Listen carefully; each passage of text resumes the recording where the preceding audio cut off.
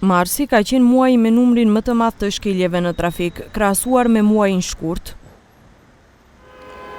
Numri i kundërvajtjeve të regjistruara është rritur. Në mars janë evidentuar 26.221, krahasuar me shkurt ku ishin 19.066. Pjesa më e madhe janë për tejkalim të shpejtësisë, se gjithsej 25.230, më pas 921 për leje qarkullimi të skaduar, ndërsa kundërvajtjet për kalim në semafor të kuq janë ulur në 70. Në krahasim me kundërvajtjet, numri i ankesave të paraqitura nga qytetarët dhe personat juridik nga sistemi Safe City ka rënë ndjeshëm në muajin mars. Për këtë njoftojnë nga gjykata themelore penale në Shkup. Nga gjykata theksojnë se tashmë po përfundojnë edhe rastet nga ankesat e paraqitura më herët, ku gjatë marsit janë zgjidhur me vendim gjyqësor 92 raste. Në muajin mars 2026 në gjykatën themelore penale Shkup janë paraqitur 65 ankesa, përkatësisht kërkesa për fillimin e procedurës kundërvajtëse para gjykatës, prej të cilave 22 ankesa nga persona juridik dhe 43 ankesa nga persona fizik.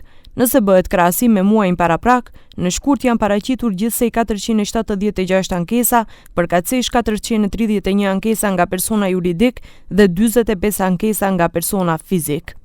Por e ka rritur sigurinë në trafik sistemi Safe City, qytetarët me mendime të ndryshme. Много треба големи казни, па дури тогаш ми се чини дека нешто ќе се свестиме, иначе јас еве како пешак сум многу загрозена. Најискрено ви кажувам, ја не гледам семафор, гледам колата дали е забрзана. Зборувам и на улица кај што има пешачки нема семафор, значи може би нешто ќе направи Safe City. Safe City е добра работа, ама не е применето кај нас. Еве, гледате како гужва има.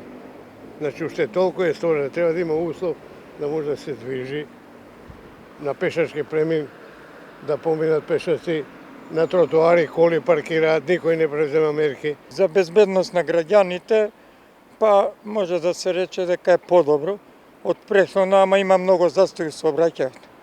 Не функционира добро сообраќајот, зашто моментално кога идат возилата, се собираат од семафор на семафор. Ке поминат 2-3 коли, нема доволен проток за да може да поминат возилата.